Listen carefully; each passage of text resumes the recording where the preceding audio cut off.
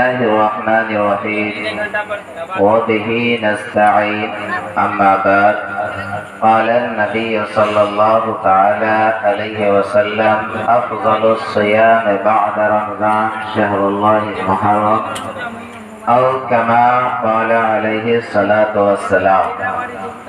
حضرات محترم، اسٹیج پر جلوہ افروز علماء کرام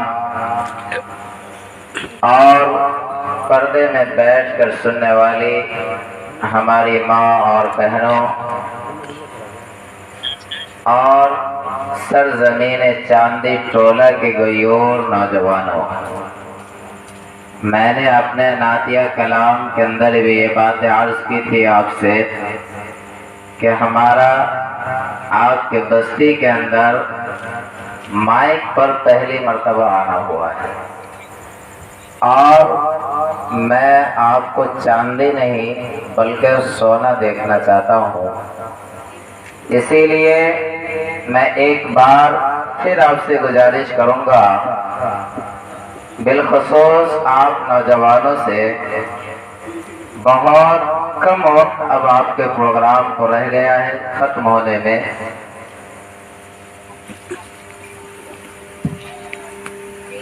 آپ تو یہاں تشریف لیتے ہی آئے، اور میں اپنی پردہ نشین ماں اور بہنوں سے گزارش کروں گا کہ آپ بھی اپنے جلسہ اور اپنے میلاد والی تقریر کو ختم کر کے جو مائک کے اوپر جلسہ اور میلاد ہو رہا ہے اس کو سنیں، ورنہ عموماً یہ ہوا کرتا ہے کہ مولانا صاحب مائک کے اوپر اپنی تقریر کرتے ہیں اور ہمارے جو ارد گرد پردے میں بیٹھ کر کے ہماری ماں اور بہنیں سنا کرتی ہے، وہ سنا نہیں کرتی بلکہ وہ سنایا کرتی ہے، اور اپنا جلسہ اپنا میلاد وہ کرتی رہتی ہے۔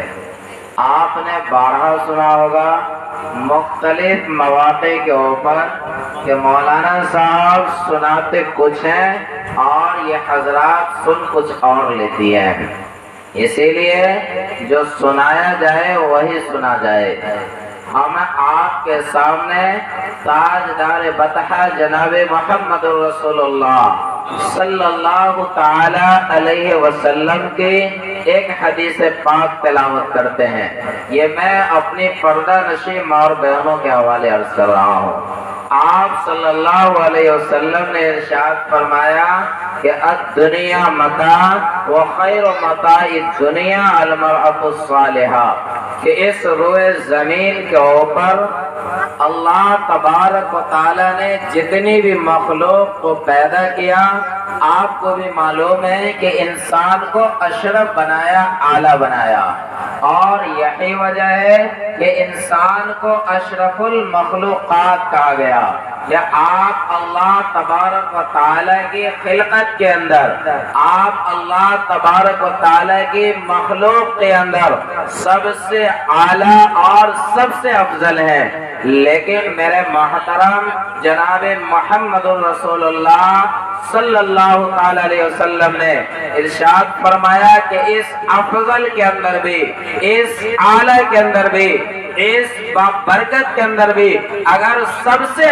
اچھی کوئی چیز ہے، سب سے اعلیٰ کوئی چیز ہے، سب سے زیادہ فائدہ اٹھانے کے لائق اگر کوئی چیز ہے جو آپ کو اور ساری دنیا کو فائدہ پہنچا سکے، تو آپ صلی اللہ علیہ وسلم نے ارشاد فرمایا کہ الدنیا متاع خیر متاع الدنیا، بہترین چیز جو دنیا کے اندر ہے وہ المرأة الصالح و نیک صالح عورت۔ اسی لیے میں نے یہ آپ کے سامنے پڑھی ہے کہ آپ ذرا ہماری باتوں کو توجہ سے سنیے گا۔ اور مائک والے مولانا صاحب آپ تھوڑا آواز کو ٹھیک کر دیے، بہت گڑبڑ مسئلہ ہے آپ کا، تھوڑا آواز کو کھول دیجیے، بیٹھ گئی آواز آپ کی باہر گئے۔ تو آج دنیا کے اندر اللہ تبارک و تعالی نے جو سب سے بہترین فائدہ والی چیزیں بتائی ہیں وہ اللہ کے پاک پیغمبر جناب محمد رسول اللہ صلی اللہ علیہ وسلم نے نیک صالح عورت کو بنایا اور بتایا ہے۔ حضرات محترم، آج شہدائے کربلا کی یاد میں اور ان کی مناسبت سے آج ہم اور آپ محفل کے اندر بیٹھے ہوئے ہیں، ہمیں یہ پیغام لینا چاہیے اور یاد رکھنا چاہیے کہ شہدائے کربلا کے واقعات کیا پیش آئے اور کیوں آپ نے اپنی قربانیاں دی، اور اپنی نہیں بلکہ اپنے خاندان کو قربان کر دیا حضرات۔ اور پھر یہ کہ جو عاشورہ کا دن ہے کل آنے والا، اس کی فضیلت کیا ہے؟ وقت تو زیادہ ہے نہیں، اس لیے کہ حکم ہے کہ بھائی اتنے دیر میں آپ کو ختم کر دینا ہے۔ میں ایک بات صرف آپ کے سامنے عرض کیے دیتا ہوں اور اپنی بات کو آگے بڑھاتا ہوں۔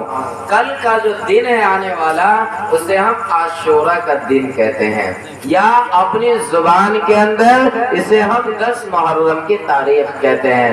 آپ ایک بات یاد رکھیں، یہ اس لیے عرض کر رہا ہوں کہ آج کے محفل میں یہ بات آنی باقی تھی، کیا کہ جتنے بھی واقعات اس روئے زمین کے اوپر بڑے بڑے واقعات پیدا ہوئے، بڑے بڑے واقعات رونما ہوئے، آئیے سب سے پہلے حضرت آدم علیہ نبینا علیہ السلام سے شروع کرتے ہیں کہ اللہ تبارک و تعالی نے جب آپ کو بنایا اور جنت کے اندر مبعوث کیا، جنت میں آپ کو بھیجا اور باہر نکالا، اور پھر آپ اپنے ایک بھول اور چوک کے اوپر آنسو بہاتے رہے، آپ اپنے بھول اور چوک کے اوپر ندامت کے آنسو گراتے رہے۔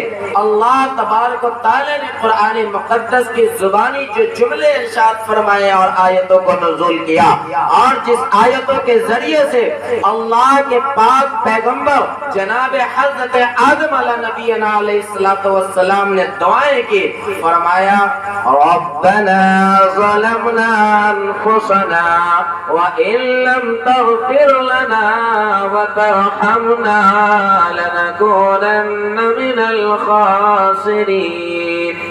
فرمایا اللہ تبارک و تعالی سے دعائیں کی کہ اے میرے پاک پروردگار عالم، اے رب العالمین، ربنا ظلمنا، ہم نے اپنے اوپر ظلم کیا ہے، ہم نے اپنے اوپر ظلم کیا ہے، ان لم تغفر لنا، اگر آپ ہمیں نہ بخشیں گے، اگر آپ ہمیں معاف نہ کریں گے، اگر آپ ہمارے اوپر رحم نہیں کریں گے، آگے کا جملہ ہے فرمایا لَنَكُونَنَّ مِنَ الْخَاسِرِينَ، ہم خسارے میں ہو جائیں، ہم نقصان اٹھانے والے ہو جائیں گے۔ یہ آدم علیہ نبی علیہ السلام کی دعا تھی۔ اللہ تبارک و تعالی نے قرآن کی زبانی حضرت آدم علیہ نبی علیہ السلام سے دعا کروائی، اور اللہ تبارک و تعالی نے جو آپ کی دعا کو قبول کیا، یہ وہی دن تھا جو کل آنے والا ہے، جو عاشورہ کا دن، یا جس کو اپنی زبان میں 10ویں محرم کا دن۔ بس ایک نقطہ آپ کو بتاتا ہوں اور آگے چلتا ہوں۔ آپ بھی اور ہم بھی اور ساری دنیا کے لوگ حضرت آدم علیہ نبی علیہ السلام کو کیا کہتے ہیں؟ صرف نبی کہتے ہیں؟ ان کے نام کے ساتھ ایک ٹائٹل لگاتے ہیں، جد امجد، دادا کا دادا، پردادا لکڑ دادا۔ اب جو نکات ہیں آپ کے سامنے، جو جملہ آپ کو دے رہا ہوں کہ جب اللہ تبارک و تعالیٰ نے ہمارے جد امجد، جب اللہ تبارک و تعالیٰ نے ہمارے محترم دادا بزرگ کی دعا کو اس 10 محرم کی تاریخ کے اندر قبول کیا، اس کے پوتا کی دعا کو قبولیت سے کون روک سکتا ہے؟ اس کے پوتا کی دعا کیوں قبول نہیں ہوگی؟ اللہ تبارک و تعالی نے حضرت آدم کی دعا کو قبول کیا۔ سرزمین چاندی ٹولہ کے کوئی اور نوجوانوں ساری زندگی ڈھولک بجاتے رہے، اور آج مسلمان تو ڈھولکیا ہو گیا ہے۔ پہلے ہمارے بستی کے اندر چمار ڈھولک بجاتا تھا، آپ کو سن کر کے تعجب ہوگا کہ اب شیخ برادری کا لوگ ڈھولک بجاتا ہے۔ پہلے ایک چمار بجاتا تھا، اب انیک چمار ہمارے گھر میں پیدا ہو گیا۔ پہلے ایک تاشا اور بم اور ڈھول کیا کیا نام ہے وہ بجاتے تھے. میں اپنی نگاہوں سے دیکھا ہوں, میں دیکھی ہوئی بات کرتا ہوں.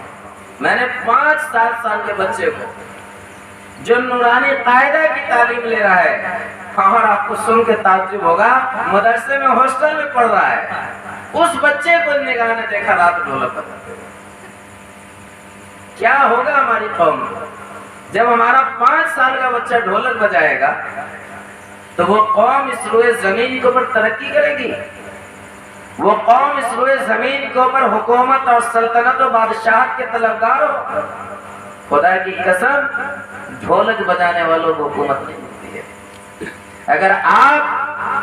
اگر ہم اس روئے زمین پہ عزت چاہتے ہوں, سلطنت و بادشاہت چاہتے ہوں, تو ہمیں ڈھولک نہیں بلکہ وہ ڈھولک چھین کر, وہ لاٹھی اور بھالے اور گراسے کو چھین کر ہمیں اپنی نئی نسلوں کو قلم پکڑانا پڑے گا.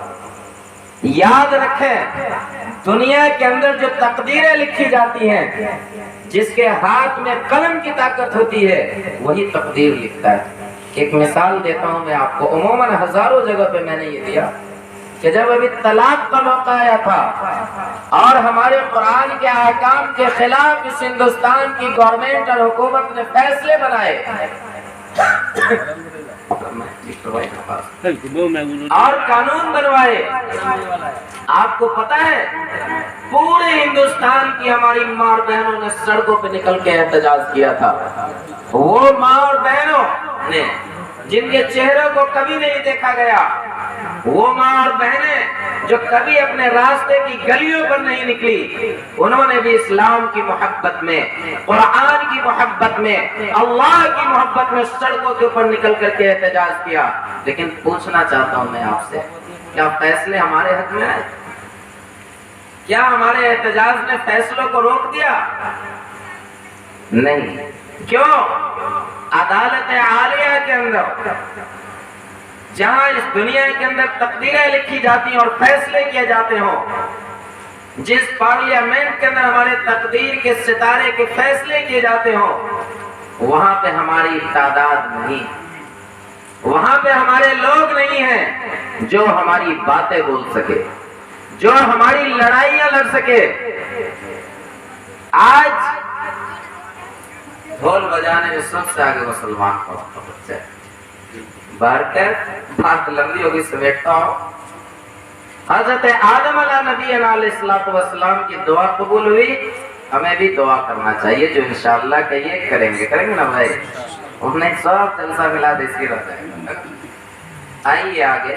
میں نے نبی پاک صلی اللہ علیہ وسلم کی ایک حدیث پاک اور پڑھی ہے. فرمایا کہ رمضان المبارک کے روزے کے بعد جو سب سے افضل روزہ ہے, یا پھر یہ کہ اگر اپنی زبانی یہ باتیں کہی جائے کہ اسلام کے آنے سے پہلے, شریعت رسول کے آنے سے پہلے, اور اس شریعت مطہرہ کے اندر روزہ رکھنے سے پہلے, روزہ کی فرضیت سے پہلے اگر روزہ رکھا جاتا تھا تو یہ عاشورہ کا روزہ رکھا جاتا تھا. اور یہ انعام ہے اللہ تبارک و تعالیٰ کا. آئیے قرآن مقدس کی زبانی سنیے. حضرت موسیٰ نبی علیہ السلام نے جب فرعون ظالم لشکروں کو چھوڑ کر اور ان کی بستیوں سے دور نکل کر کے آپ پناہ کے لیے گئے, راستے میں سمندر آئے, سمندر ہے راستے میں, راستہ بند ہے. اللہ تبارک و تعالیٰ قرآن مقدس کی زبانی کہتا ہے اور موسیٰ علیہ السلام سے خطاب ہے کہ اِذَا فَرَقْنَا بِكُمُ الْبَحْرَ فَأَنْجَيْنَاكُمْ وَأَغْرَقْنَا آلَ فِرْعَوْنَ وَأَنْتُمْ تَنْظُرُونَ. کہا گیا کہ موسیٰ اپنی لاٹھی کو مارو اس سمندر پر. موسیٰ علیہ السلام نے مارا اور چشمے بنے, یعنی کہ راستے بن گئے, ایسا سوکھا راستہ جس پہ ہمارا آپ بیٹھے ہیں. جب فرعونی لشکر آیا تو دیکھا بھیا راستہ تو بنا ہی ہوا ہے, چلو اپنے بھی گھوڑے دوڑا دیے جائیں, اپنے بھی لشکر کو ڈال دیا جائے. لیکن ایک جملہ دے رہا ہوں, اس کو یاد رکھیے گا. لشکر تو ڈال دیا گیا, اللہ تبارک و تعالیٰ نے سمندر کو ملنے کا حکم دیا. اور جو اگلا جملہ سنانا چاہتا ہوں وَأَغْرَقْنَا آلَ فِرْعَوْنَ وَأَنْتُمْ تَنظُرُونَ، یہ جملہ سنانا چاہتا ہوں کہ موسیٰ علیہ السلام کی قوم اور ان کے ماننے والے راہ نجات پر، اور فرعون اپنے لاؤ لشکر کے ساتھ غرق، اور موسیٰ علیہ السلام اپنی نگاہوں سے وَأَنْتُمْ تَنظُرُونَ دیکھ رہے تھے. اللہ تبارک و تعالیٰ کہنا چاہتا ہے کہ اے چاندی ٹولہ کے مسلمانوں، اے نوجوانوں، اے میری پردہ نشی ماں اور بہنوں، یاد رکھو کہ ظلم نہ کرو. مالدار ہو تو غریبوں پر، باپ ہو تو بیٹوں اور بیٹیوں پر، ماں ہو تو اپنی اولادوں پر، بادشاہت اور سلطنت ملی ہے تو اپنی رعایا پر اور اپنے چاندی ٹولہ میں پھنسنے والے مسلمانوں پر اگر ظلم کرو گے، زیادتی کرو گے، تو پھر تمہارا بھی حشر وہی ہوگا جیسا کہ فرعونیوں کا ہوا. تقریر میں بھی کیسا نہیں تھا، کیا ہے ماشاء اللہ بھائی. بار کیا فرمایا کہ ظلم نہ کیجئے، کسی کی عزت نہ اچھالیے، کسی کے سر کے تاج کو ملیا میٹ نہ کیجئے. کوئی اچھا مکان بنا رہا ہے تو اس کو دیکھ کر اپنے دل کے اندر آگ نہ جلائیے، آپ حسد میں جل بھن نہ جائیے. اگر کسی کی اولادیں مکان بنا رہی ہے تو آپ کے زبان پر یہ شکوہ نہیں آنی چاہیے کہ یہ حرام کی کمائی کا بنا. اور اگر آپ مکان بنا رہے ہو تو دن رات ایک کر کے اکٹھا کیا، یہ زبان پہ نہیں آنی چاہیے. الغرض آپ اگر باپ ہیں تو بھی، ماں ہے تو بھی، محلے اور گاؤں کے ذمہ دار ہیں تو بھی، اور مکھیا اور سرپنچ اپنی زبان میں تو بھی آپ ظلم نہ کیجئے. اگر آپ ظلم کریں گے تو جیسے فرعون اور آل فرعون کو اللہ تبارک تعالیٰ نے اس دنیا کے اندر سمندروں میں ڈبا ڈبا کر کے مارا، اور موسیٰ اور آل موسیٰ اپنی نگاہوں سے دیکھ رہے تھے، آپ بھی دیکھیں گے. اسی لیے ظلم نہ کیجیے. بہر کیف موسیٰ نبی علیہ السلام کو جب اللہ تبارک و تعالیٰ نے اس دریا بحر آبنا سے پار کیا، اس کے شکرانے کے طور پہ موسیٰ علیہ السلام اور ان کی قوم اس 10ویں محرم کو روزہ رکھتے تھے. اور وجہ یہ تھی کہ اسی تاریخ کے اندر اللہ نے نجات دی. جب آقا صلی اللہ علیہ وسلم مکہ سے ہجرت کر کے مدینہ تشریف لائے تو یہ یہودی حضرت جو تھے یہ یہاں پہلے سے آباد تھے. ان کو دیکھا روزہ رکھتے ہوئے، ان کو دیکھا کہ آج کے دن میں پورا کا پورا یہودی روزہ رکھے ہوا ہے، تو آپ صلی اللہ علیہ وسلم نے پوچھا کہ بھائی یہ روزہ کیوں رکھتے؟ تو یہی واقعہ جو میں نے آپ کے سامنے پیش کیا. فرمایا اس کے شکرانے کے طور پہ آقا انعامدار تاجدار بطحہ جناب محمد رسول اللہ صلی اللہ علیہ وسلم نے ارشاد فرمایا کہ اگر یہی بات ہے تو میں زیادہ اس بات کا حقدار ہوں کہ میں اپنے بھائی موسیٰ علیہ السلام کی سنت اور زندہ کر اس کی پیروی کروں. چنانچہ آپ صلی اللہ علیہ وسلم نے روزہ رکھا اور اگلا جملہ ارشاد فرمایا کہ اگر میں آئندہ زندہ رہا تو اب ایک نہیں بلکہ 2 رکھے جائیں گے. اسی لیے علماء کرام آپ کے سامنے عرض کرتے ہیں کہ آپ روزہ رکھیے تو 10 کے ساتھ 9 ملائیے، یا 9 کے ساتھ 10 کے ساتھ بولیے بھائی 11 ملائیے، 10 کے ساتھ 9 ملائیے یا 9 کے ساتھ 11 ملائیے. اور یہ اس لیے تاکہ اس یہودی ملعون کی مخالفت کی جائے. یہ بڑی خبیث قوم ہے گزری ہے، اللہ نے موقع کے اوپر جو اس کے اوپر لعنت بھیجا ہے. باہر کیا ہے؟ روزہ. اچھا اس روزہ کا ہمیں ملے گا کیا؟ اس دنیا کے اندر ہر چیز فائدہ تلاش کرتی ہے. دنیا کے اندر کوئی چیز ایسی نہیں ہے جو فائدہ نہ تلاش کرے. اس روزہ کا بدلہ کیا ملے گا؟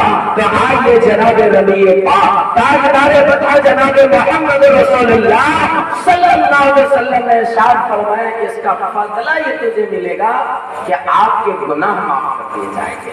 آنے والے سال کے بھی اور ہو سکتا ہے کہ پچھلے سال کے بھی گناہ معاف کر دیے جائیں. آپ بتائیے نوجوانوں، یہ دوسرا پیغام میں نے آپ کے سامنے پیش کر دیا کہ ہمیں روزہ رکھنا ہے. رکھیں گے نا میاں؟ انشاءاللہ۔ اور یہ گمان کرنا ہے کہ اللہ پاک اس روزہ کی برکت سے ہمارے سالوں کی گناہوں کو معاف کرے گا۔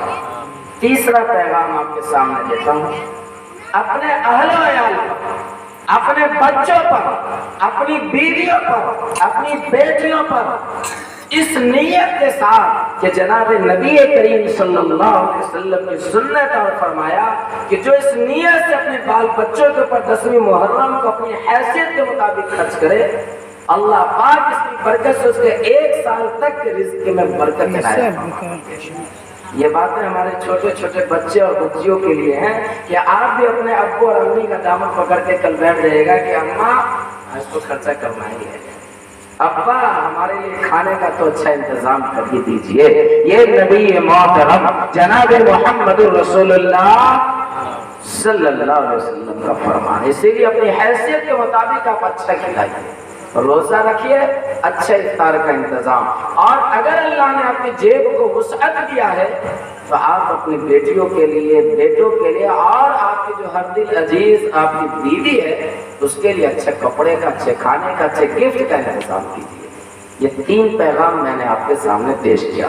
آخری پیغام 2 منٹ کا سن لیں، اپنی باتیں ختم کر دیتا ہوں۔ فرمایا کہ یہ جو شہادت حسین کا معاملہ ہے، یہ کوئی اسلام کی تاریخ کے اندر کوئی پہلا حادثہ نہیں ہے، اور نہیں شہادت حسین کی وجہ سے اس 10 محرم کو کوئی 4 چاند لگا۔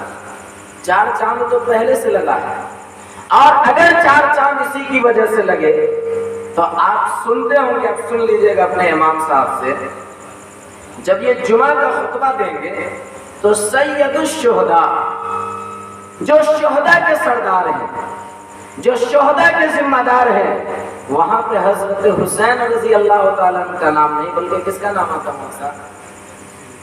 حضرت حمزہ رضی اللہ تعالیٰ عنہ کا نام، جو آپ کے چچا ہیں، جس کے اوپر آپ نے 1-2 مرتبہ نہیں بلکہ 72 مرتبہ نماز جنازہ پڑھی ہے آپ نے، اور آپ نے فرمایا کہ اس حضرت حمزہ کی وجہ سے اسلام کو طاقت دی گئی، اور ہر موقع پر آقا صلی اللہ علیہ وسلم کی انہوں نے مدافعت کی اور آپ کا ساتھ دیا کہ جب آپ شہید کر دیے گئے، جب آپ اللہ کے پیارے ہو گئے، نبی پاک صلی اللہ علیہ وسلم اتنے غم زدہ ہوئے، ایک جنازے کو لایا جاتا، پڑھتے جاتے، لیکن اپنے چچا کے جنازے کو ہٹاتے نہیں، وہیں پہ رکھے رہتے، اور 1-2 مرتبہ نہیں بلکہ کتنی مرتبہ نماز جنازہ پڑھی؟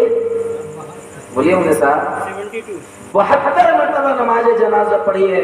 آپ کے جب قاتل مسجد نبوی میں تشریف لاتے، بعد میں ایمان قبول کر لیا تھا، تو آپ صلی اللہ علیہ وسلم نے سے پوچھا تھا کہ بھائی ہمارے چچا تو بڑے بہادر تھے، ہمارے چچا کی طاقت اور اس کے جو ہے بہادری اور سپہ سالاری کا عالم یہ تھا کہ اچھے اچھے لوگ ان کے سامنے ٹک نہیں پاتے، تم نے کیسے حملہ کر دیا؟ انہوں نے کہا کہ میں نے پیچھے سے حملہ چھپ کے کیا۔ بہرکیف آپ صلی اللہ علیہ وسلم کے سامنے جب آپ کے چچا کے قاتلوں کا جب سامنا ہوا اور آپ بعد میں ایمان لا چکے، ان کے واقعہ کو جب آپ نے مسجد نبوی صلی اللہ علیہ وسلم میں بیٹھ کر کے سنا، تو اس وقت بھی آقا صلی اللہ علیہ وسلم کے آنکھ سے آنسو جاری ہو گیا۔ آپ فرمایا کہ تم تو اسلام قبول کر چکے ہو، کلمہ پڑھ چکے ہو، لیکن جب تم میری مجلس کے اندر آیا کرنا تو ذرا کنارے بیٹھا کرنا، ذرا پیچھے بیٹھا کرنا، تاکہ میری نگاہ اگر تمہارے اوپر پڑ جائے گی تو ہمیں اپنے چچا کی یاد آئے گی اور میں بے اختیار رونا شروع کر دوں گا، ہمارے آنکھوں سے آنسو جاری ہو جائے گا۔ اور آپ نے ارشاد فرمایا سید الشہداء، جو سید الشہداء ہے، جو شہداء کے سردار ہیں، وہ آپ کے چچا حضرت حمزہ رضی اللہ عنہ۔ بارکیف یہ ایک شہادت ہے جو اسلام کے اندر سید الشہداء کا خطاب ہوتا ہے۔ آئیے آگے بڑھیے۔ حضرت حسین رضی اللہ تعالیٰ عنہ جب آپ کے گود میں پیدا ہوئے اور آپ کی لخت جگر کا گود آباد ہوا، آپ کو پیدا ہونے کے بعد آپ صلی اللہ علیہ وسلم کے سامنے جبرائیل علیہ السلام تشریف لاتے ہیں۔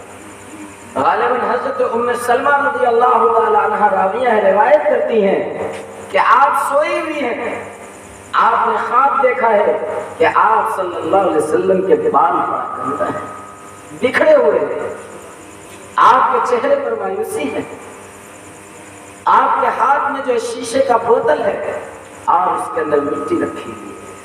آپ جب بیدار ہوتی ہیں خواب سے، آقا صلی اللہ علیہ وسلم آپ کے سامنے تشریف فرمائے، آپ پوچھتی ہیں میں نے ایسا ایسا خواب دیکھا ہے میرے سرتاج، واقعہ کیا ہے؟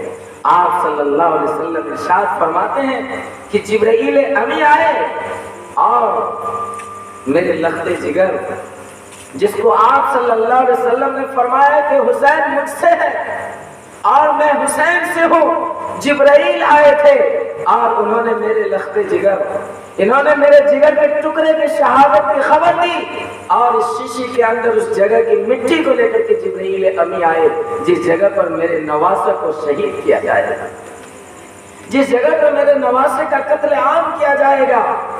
بارکیف آپ کی شہادت کی خبر پہلے دے دی گئی تھی۔ آپ رضی اللہ تعالیٰ عنہ جب یزید اپنے خلافت کے اوپر متمکن ہوا اور حکومت کے اوپر قابض ہوا، آپ نے اپنی بیعت کے لیے معاہدے کے لیے قاصد بھیجے کہ ہمارے لیے بیعت کیا جائے، لیکن قربان جائیے کہ جملہ یاد رکھیے گا آپ، حضرت حسین رضی اللہ تعالیٰ عنہ سے جب ان کے حاکموں نے کہا کہ آپ بیعت کیجئے، آپ رضی اللہ تعالیٰ نے یہ جملہ نہیں کہا کہ میں بیعت نہیں کرتا۔ غور کرنا نوجوانوں، آپ ہی اسلام کی سرتاج ہیں۔ آقا نے فرمایا ہے کہ اسلام کو جو طاقت دی گئی ہے یہ نوجوانوں کے ذریعے سے دی گئی ہے، اور کسی بھی ہوا کا رخ کو موڑنے کی طاقت نوجوانوں کے اندر ہوتی ہے۔ اس لیے آپ اسلام کے قیمتی اثاثہ ہیں۔ نبی پاک صلی اللہ علیہ وسلم کی دعائیں آپ کے ساتھ ہیں، آپ نے نوجوانوں کو دعائیں دی ہیں اور فرمایا ہے کہ نوجوانوں کا توبہ ہمیں اپنے بڑوں کے توبہ سے زیادہ محبوب ہے۔ آپ نے فرمایا کہ نوجوانوں کی طاقت ہمیں کمزور لوگوں کی طاقت سے زیادہ محبوب ہے۔ آپ نے فرمایا کہ طاقتور مسلمان اسلام کے اندر، شریعت کے اندر زیادہ محبوب ہے کمزور مسلمان سے، اس لیے آپ کو سننا ہے۔ آپ نے فرمایا نہیں کہ میں بیعت نہیں کرتا، بلکہ آپ نے جو جملہ ارشاد فرمایا یہ سن لو چاندی ٹولہ کے نوجوانوں، آپ نے فرمایا کہ حسین جیسی ذات، حسین جیسی ذات اس شخص کے ہاتھ کو بیعت کرے تاکہ یہ علم ہو، یہ لوگوں کے سامنے پیغام رہے کہ حسین نے صرف بیعت سے انکار نہیں کیا، بلکہ یہ بتایا کہ ایک معزز شخصیت، ایک باوقار شخصیت، ایک محترم شخصیت کسی فاسق و فاجر کے ہاتھ کے اوپر کبھی سمجھوتا نہیں کر سکتی، چاہے اس سمجھوتے کے خاطر اپنا سر کٹانا کیوں نہ پڑ جائے۔ آج ہم نے سمجھوتا نہیں کرنا ہے، بلکہ اپنی شریعت کی حفاظت کے لیے، اپنے دین کی بقا کے لیے، ایمان کی بقا کے لیے اپنا سر قربان ہو جائے ہمیں منظور ہے، لیکن اپنا سر جھکانا منظور نہیں ہے، اپنا ہاتھ ظالموں کے ہاتھ کے اندر دینا منظور نہیں ہے۔ یہ پیغام لے کر کے سید الشہداء والے پیغام سے ہمیں جانا ہے۔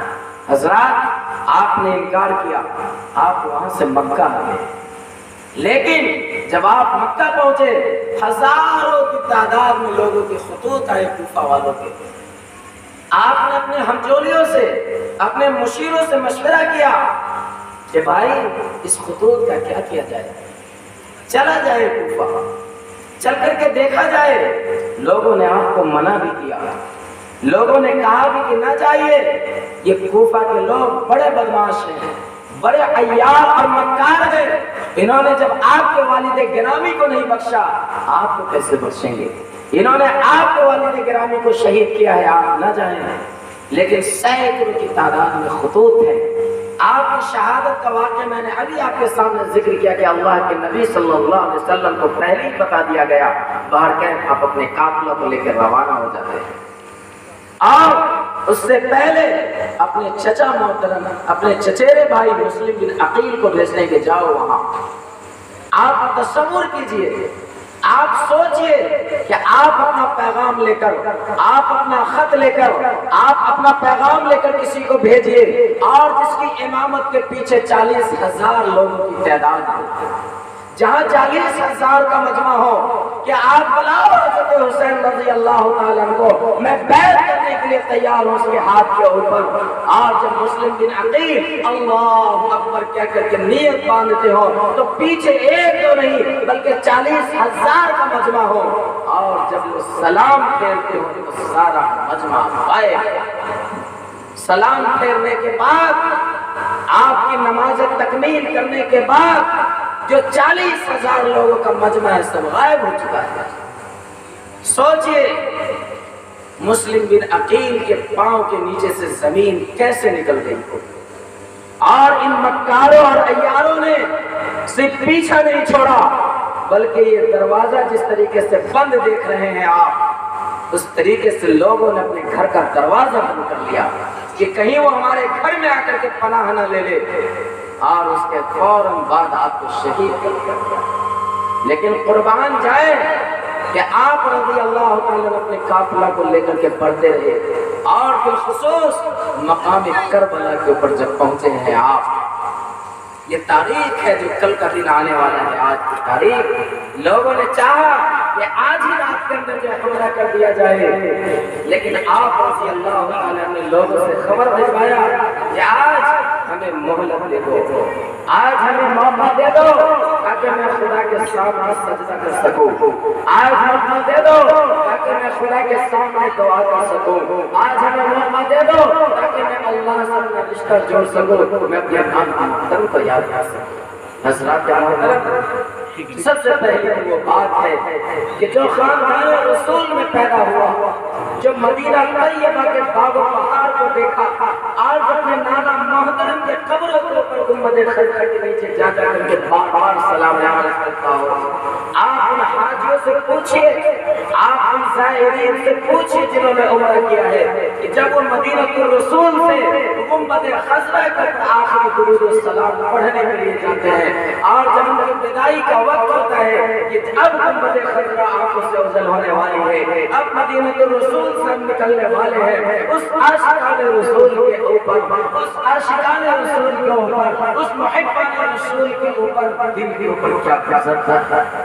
یقیناً جنہوں نے عمرہ کیا ہوگا، جنہوں نے حج کیا ہوگا، وہی اس بات کو جان سکتا ہے اس کے دل کے اوپر پہاڑ جیسے ٹوٹتے ہیں. وہ حضرت حسین جنہوں نے آخری مرتبہ اپنے نانا کی قبروں کے اوپر آ کر کے گنبد خضرا کو الوداعی نگاہوں سے دیکھا ہوگا، اس کے دل کے اوپر کیا پہاڑ ٹوٹتے ہیں.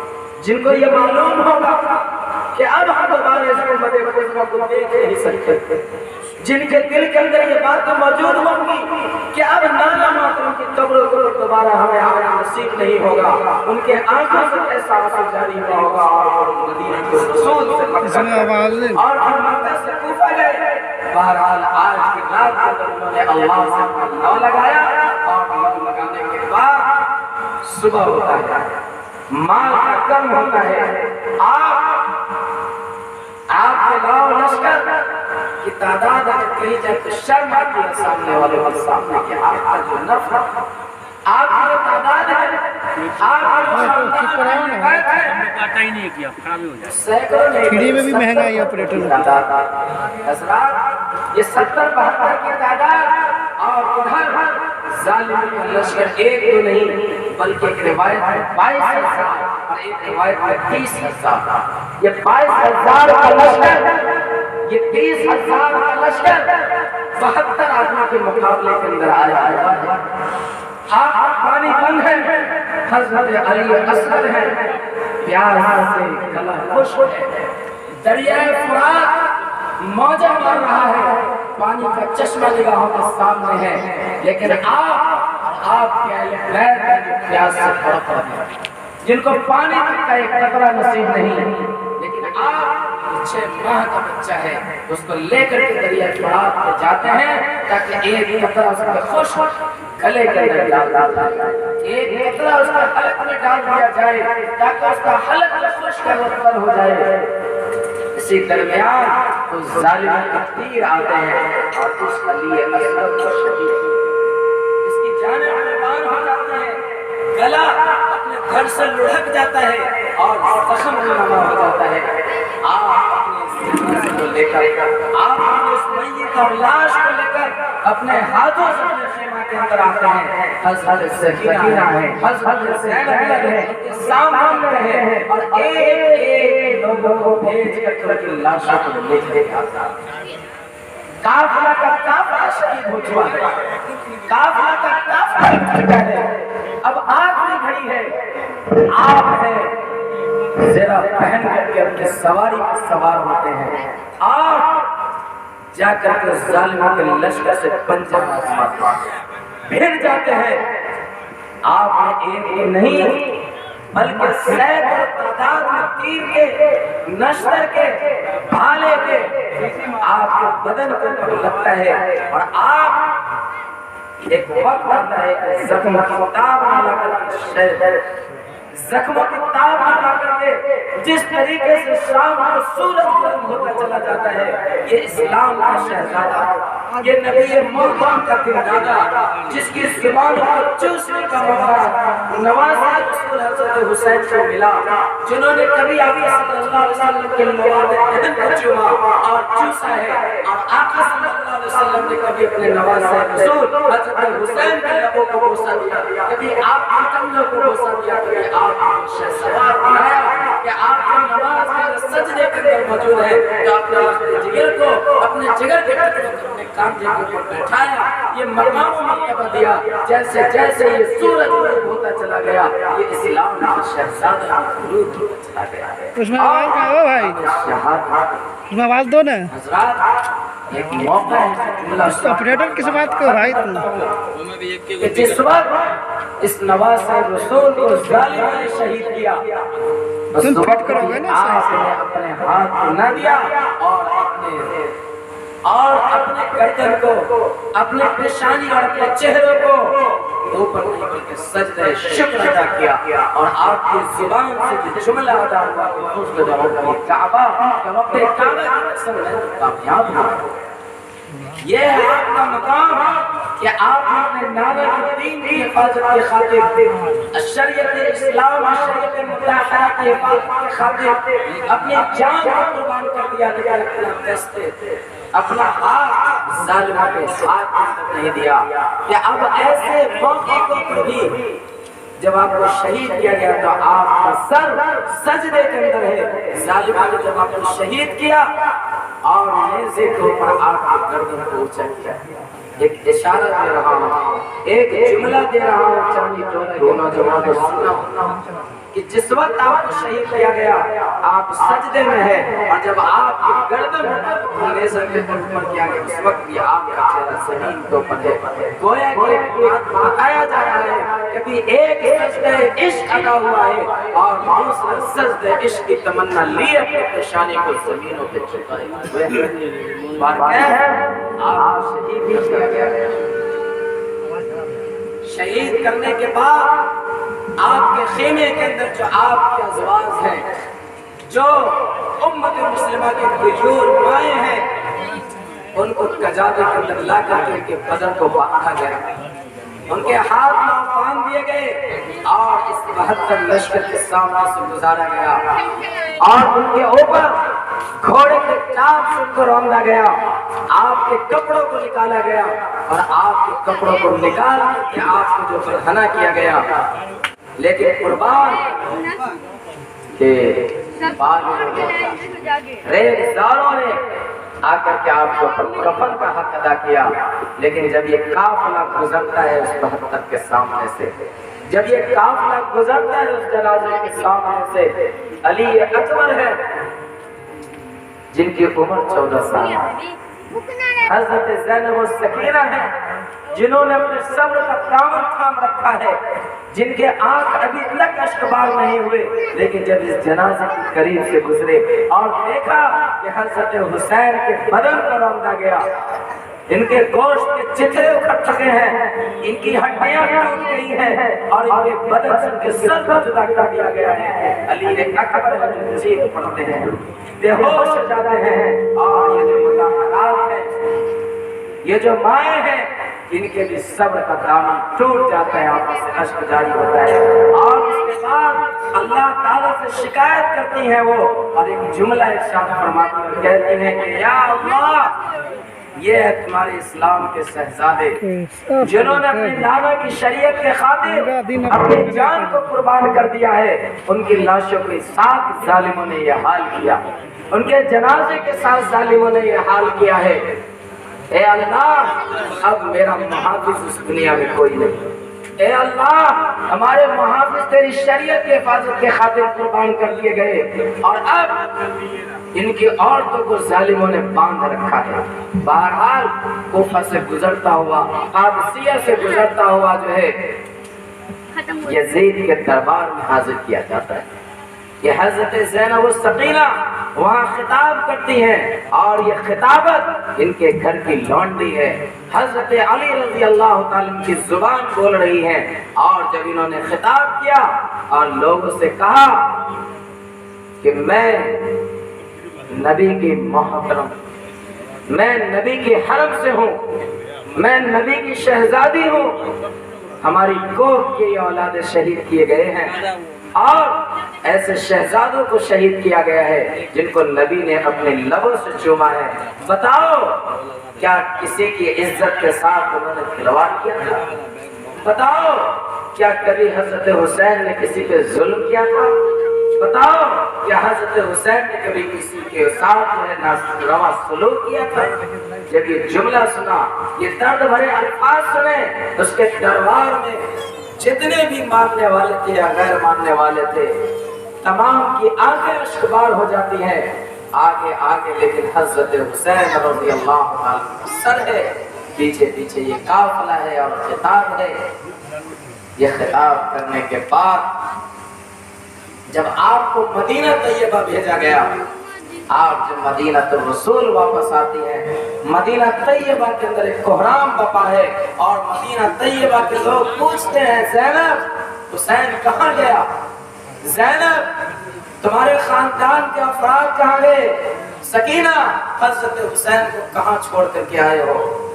آپ تصور کیجئے حضرت زینب السکینہ اور آپ کے جو ہے محارم جو رہے ہوں گے, ان کے سینے کے کیا گزری ہوگی, ان کے سینے کے درد کو آپ محسوس کیجئے کیا گزرا ہوگا. لیکن ان تمام قربانیاں اپنے نانا کے دین کی حفاظت کی خاطر, یہ تمام قربانیاں شریعت رسول کی حفاظت کی خاطر دیا تھا. چاندی ٹولہ کے نوجوانوں, آپ بھی تیار رہیے, آپ بھی اپنی قبر کس لیجئے. زمانہ قریب کے اندر آپ سے بھی قربانی مانگنے والا ہمیشہ, زمانہ قریب کے اندر آپ کو بھی تیار رہنا ہے. اب آپ کو پھر سے اسلام کی حفاظت کی خاطر پھر سے اپنے محترم نبی جناب محمد رسول اللہ صلی اللہ علیہ وسلم کی شریعت کی حفاظت کی خاطر قربانی کے لیے آمادہ ہونا پڑے گا. بارکیف اللہ کے حضور دعا ہے, اللہ پاک ہمیں اور آپ کو سننے سے زیادہ بلکہ توفیق نصیب فرمائے. میں لگتا ہے کہ کچھ وقت زیادہ لے لیا ہو, لیکن ہماری بھی تمنا بھی نہیں ہے, بہت کہنے کا موقع تھا. پہلی بار آیا تھا, لیکن یہ میں حضرت کو آپ دیکھ رہے ہیں. اللہ کے حضور دعا ہے کہ اللہ پاک جو ہماری زبان سے کہا گیا, جس الفاظ اور جملے کے اندر خیر اس پہ عمل کی توفیق نصیب فرما دے, بلکہ آپ کو ہمارے ذہنوں سے جو ہے اور فرمائے اور ہمارے ذہنوں سے نکال دے. میں نے دو باتیں کی. پہلی بات یہ کی ہے کہ کل دعا کا دن ہے, دوسری بات یہ کی ہے کہ بھائی روزہ رکھنے کا دن ہے, اور اس کا انعام ہے کہ آپ کے گناہ معاف کیے جائیں گے, سارے معاملات حل کیے جائیں گے. تیسری بات یہ کی ہے کہ آپ اپنی حیثیت کے مطابق اپنی اولادوں کے اوپر خرچ کیجیے, اور کچھ مختصر سا قربانی آپ کے سامنے پیش کیا ہے کہ آپ بھی اپنی نسلوں کو بھی قربانی کی تعلیم دیجیے, اور اس کے لیے کمر بستہ رہیے. اللہ کے حضور دعا ہے کہ اللہ پاک ہمیں آپ کو کہنے سننے سے زیادہ عمل کی توفیق نصیب فرمائے. وما توفیق الا باللہ.